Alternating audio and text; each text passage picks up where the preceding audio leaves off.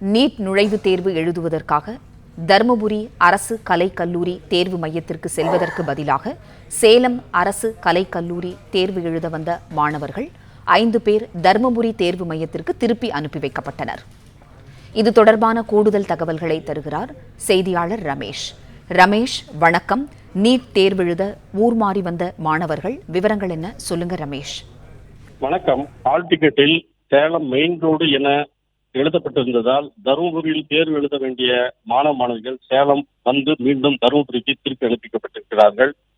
சேலம் மாவட்டத்தில் 22 தேர்வு மையங்களில் இன்று நீட் தேர்வு நடக்க உள்ளது. இந்த தேர்வை 9731 மாணவர்கள் எழுத உள்ளனர். இந்த தேர்வுக்காக சேலம் குமாரசாம்பட்டி பகுதியில் உள்ள அரசு கலைக்கல்லூரியில் தேர்வு மையம் அமைக்கப்பட்டிருந்தது. இன்று காலை முதலே திரளான மாணவர்கள் அவர்கள் பெற்றோருடன் தேர்வு மையத்துக்கு வந்தபடி இருந்தனர்.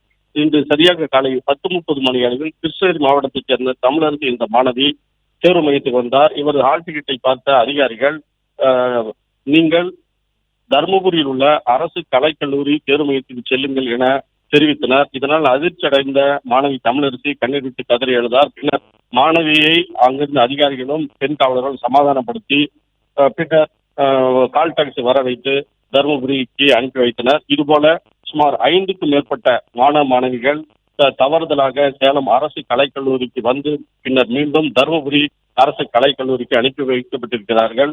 இதற்கு காரணம், ஹால் டிக்கெட்டில் சேலம் மெயின் ரோடு என போடப்பட்டிருந்தது. இதை தவறாக புரிந்து கொண்ட மாணவர்கள் சேலம் வந்து ஏமாற்றப்படைந்து பின்னர் தருமபுரி அரசு கலைக்கல்லூரிக்கு அனுப்பி வைக்கப்பட்டிருக்கிறார்கள். இதுபோல தொடர்ந்து ஒரு சில மாணவர்கள் வருகிறார்கள். இவர்களை உடனே கால் டாக்ஸி அழைத்து போலீசார் அனுப்பி வைத்து வருகிறார்கள். நன்றி ரமேஷ், தகவல்களுக்கு நன்றி. பிளே ஸ்டோர் மற்றும் ஆப் ஸ்டோரில் இருந்து பாலிமர் செயலியை QR கோடு மூலம் பதிவிறக்கம் செய்யுங்கள். செய்திகளை உடனுக்குடன் பெறுங்கள்.